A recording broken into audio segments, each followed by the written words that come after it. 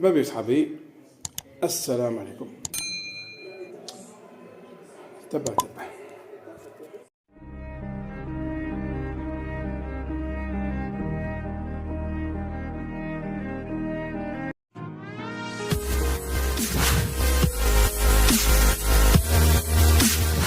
فأول محتل المغرب هو الجزائر.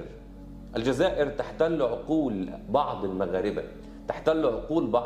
لا يخرجون من رؤوسهم مصطلحات تخص الجزائر، لا يخرجون من رؤوسهم الحسن بالشوية تحياني بالشوية يمشي ويجي بالشوية أو نعزب الوالدية رانا صبية الموالية رانا عزبة من ركابي وقادة العتابي وعفا خويا وبشوية.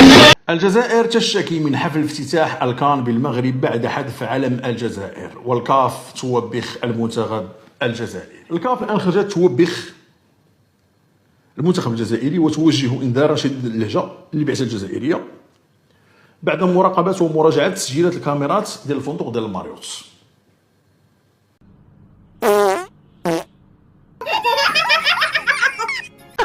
المنتخب الجزائري في المغرب يتلقى تحذيرا بالمناسبة بسبب صورة الملك. اللي غلط يخلص تمتم. المنتخب الجزائري مرحبا به، دخل لوطيل قال لك اسيدي داروا شي اجتماع في شي قاعة الاجتماعات في لوطيل اللي جالسين فيه، سخن عليهم راسهم واش بغاو يديروا، قال لك غنغطيو التصويره ديال الملك. واش انت مهبول اخويا؟ هذيك راه التصويره ديال الملك ديال الاب ديالنا، هذيك راه رمز ديالنا، تجلس في القاعه وتبقى الصوره ديال الملك. في بلادنا ماشي في بلادك، بلادنا كنديروا اللي بغينا، التصويره ديال الملك ديالنا هذيك ما كتغطاش، كنعلقوها في الديور ديالنا ونعلقوها في المحلات ولي زوطيل والادارات، هذيك غتبقى في القاعه ديال الاجتماعات. وبالمناسبه المنتخب ما فهمتش انا علاش داروها، بكل صراحه فهمت علاش داروها. اللي غلط يخلص تمتم، واللي غلط يخلص تمتم. من المغرب دار بحال محاكم صغيره في وسط الملاعب، اللي غلط يخلص تمتم.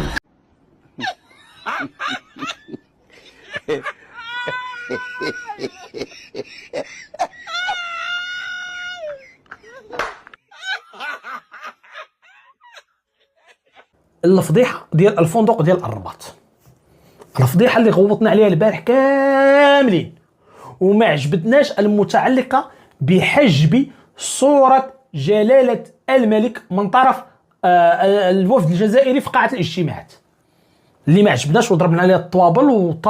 بعض الاخوان المغاربه طالبوا بتفعيل القانون، والقانون لصالحنا. هذاك راه اعتداء على صوره جلاله الملك. والفصل 179 من القانون الجنائي المغربي اللي هو هذا شنو كيقول؟ يعاقب بالحبس من 6 أشهر الى 2 سنين وبغرامه من 20,000 الى 100,000 درهم، او باحدى هاتين العقوبتين فقط كل من اساء الى الملك او ولي العهد او احد اعضاء الاسره الملكيه باي وسيله كانت.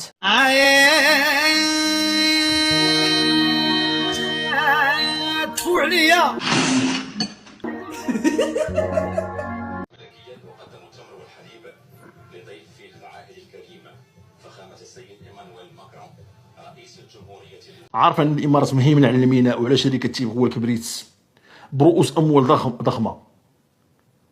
اذا اضعف الايمان هو الشركات خص تلقى معهم، او هذه الشركات الاماراتيه خص تلقى معهم واحد الحل، ماشي تقول نجيو نضربهم وانت عارف انهم شادينك من هنا محلقمينك بقرشطين كيف تنقولوا.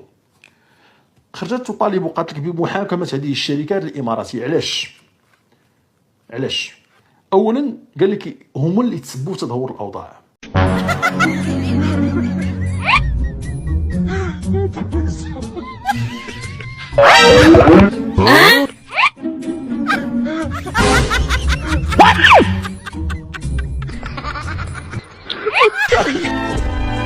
Early this morning, when you knocked on my door,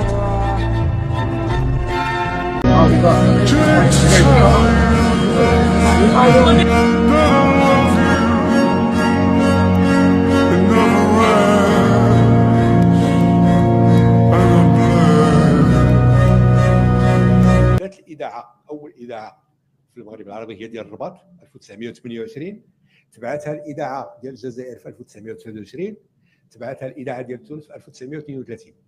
في المروك un menteur cache un autre. Incroyable. Un Zulflaoun. Ah, regarde ce site qui s'appelle Télérama. Cet article s'appelle Le Maghreb des ondes sur France Culture, 40 ans d'histoire coloniale à travers la radio. Wesh يقول لنا il nous parle des créations des radios dans les pays du Maghreb.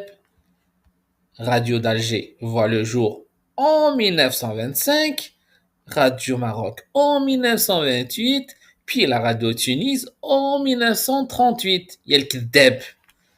Puis après, on va voir un autre site. C'est celui-là, les radios au temps de la TSF.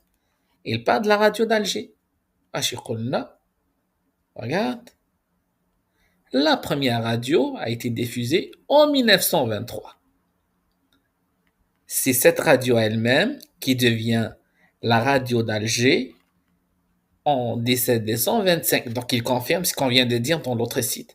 Donc, en 1925, ça devient Radio Alger et c'est la première radio purement algérienne. ديب ديب نيتو ديما مخدوعة والكلب كلب ولو يكبر مع السبوعة والسبع سبع حتى لو كان رضاعة 10 وما تولفش دنيا ما فيها سماحة.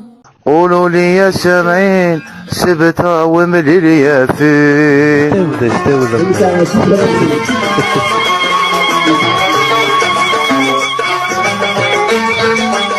شامبونزي اسمها ملاح شامبونزي.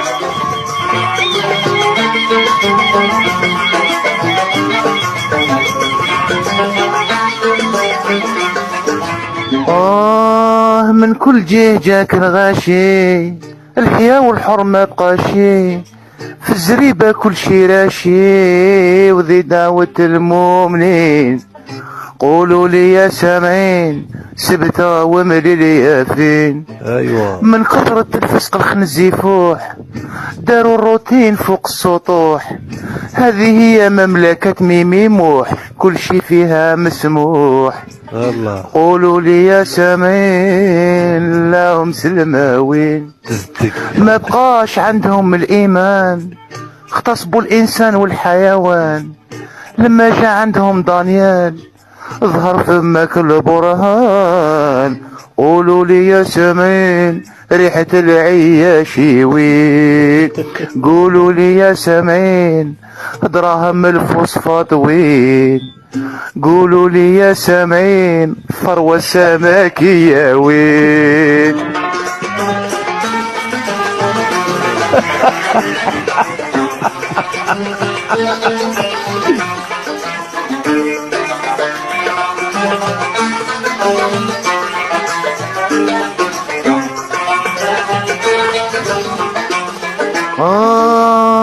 ما بقاش عندهم الإيمان اغتصبوا الإنسان والحيوان.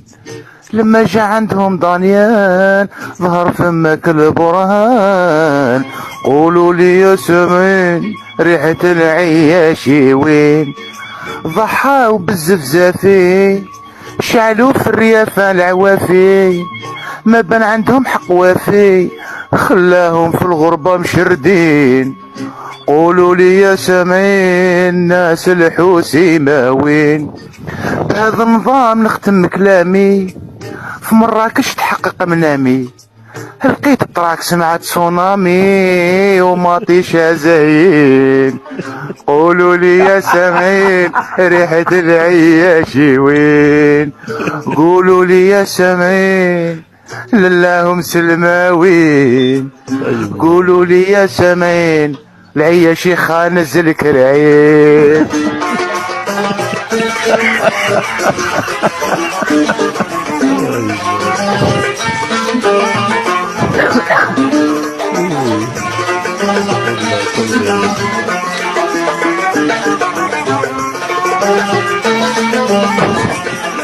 هذه هي مملكة بنانستان يمزجوا الموسيقى مع الأذان. مالكهم في القابون والشعب بردان يغسلوا بالصابون ديال الأتان. مشي مواطنين يسموهم رعيان هالعياشة الفايحين قولوا لي يا سامعين مولاكم وين راه خازن وين قولوا لي يا سامعين قالوا راه مع ابو زعيطة. هذا راه مسخصص، هذا راه داهية، هذا راه علامة.